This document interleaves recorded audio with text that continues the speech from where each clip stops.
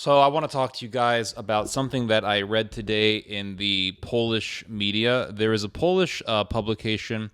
It is called Myśl Polska, which I think means Think Poland. And today they published an article, or yesterday they published an article by a Polish journalist named Łukasz M. Jasterzewski.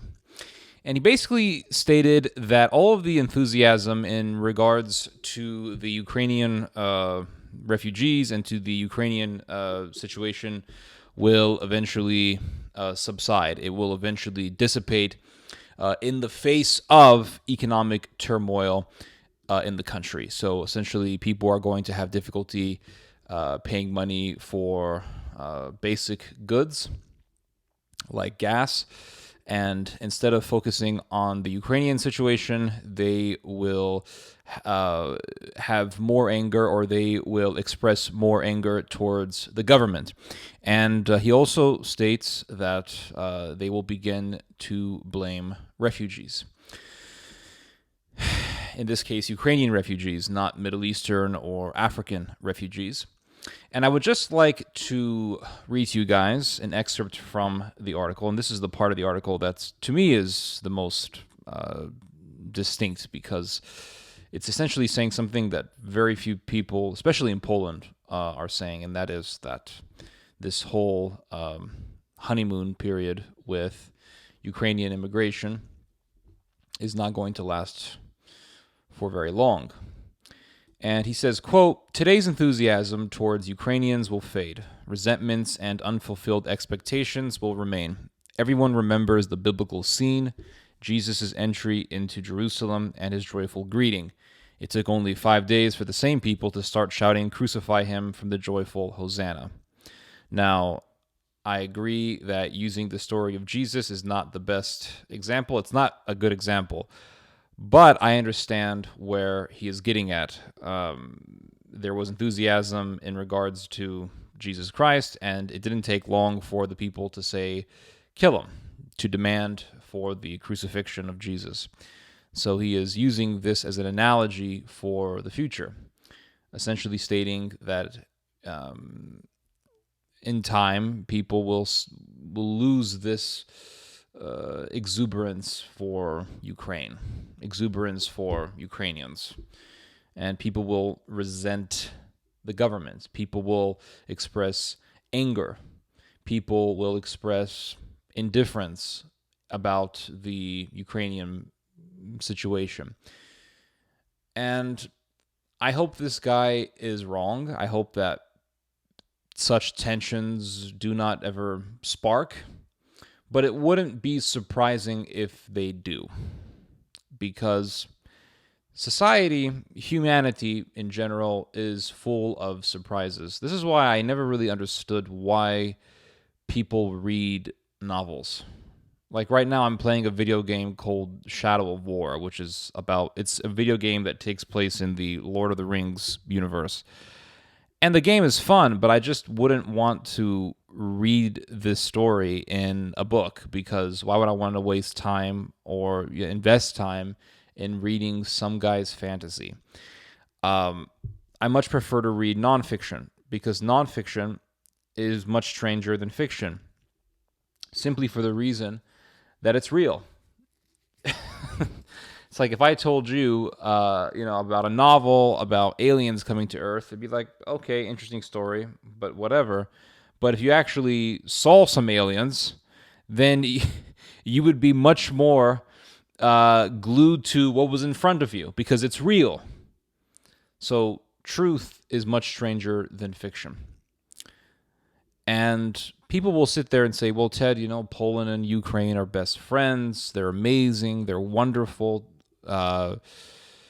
Poland and Ukraine are brothers, Slavic brothers against evil Russian orcs. But things can flip. Things can turn.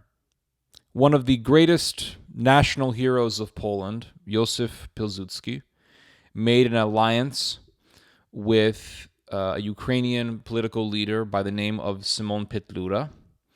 And together they went to war against the Soviets. And they lost against the Soviets. And eventually, the Ukrainians turned on the Poles, even though at one point they were allies against the Soviets. Poland and Germany, years before Germany invaded Poland, had a declaration of non-aggression. And they both agreed upon this non-aggression pact, and that was in 1934. And it didn't take long for the Germans to invade Poland in 1939. And there really was no justification for what Germany did, and Germany had to make up a reason to invade Poland. They said that there was a terrorist attack in which Polish nationalists took hostage a radio station, and the German military went into the radio station and they killed the Polish terrorists. And it ended up being that whole thing was designed. The Polish terrorist that they killed was some poor soul that they picked up and murdered. Some poor Polish guy that they murdered. And there were no Polish terrorists. It was all made up. It was a false flag attack that Germany orchestrated in order to make a justification for invading Poland. Things can flip. Things can switch.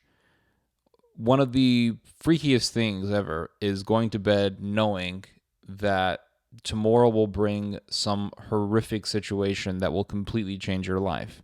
You may go to the grocery store and the place will get shot up. You don't know. Life is extremely shocking, and it's full of ambushes. And human society is no different. I'm not saying what this journalist is saying is going to happen. I'm not saying that it's 100% emphatically going to take place, but it wouldn't be surprising that in the near future, all of the excitement for helping Ukraine will basically die out in the face of economic problems. And the Poles will no longer really care about helping Ukraine, no longer really care about helping Ukrainian refugees. And there are millions of them living in Poland. And it wasn't that long ago that there were Ukrainians in Poland literally calling and requesting for support for the Azov Battalion, a neo-Nazi paramilitary group that has a history of hating Polish people alongside right sector, because it's all interconnected. Right sector, Azov, they're all interconnected. And all of these Ukrainian nationalists, they praise national heroes that orchestrated the slaughter of Poles. All of these Ukrainian nationalists deny that the Volyn massacre, or the Volhynia massacre, ever happened. So with such political differences, with such ideological differences, with such different views on history, we should not be shocked to see one day tensions in Poland between Poles and Ukrainians. It would not be surprising at all. Anyway, you guys just heard some theology. God bless.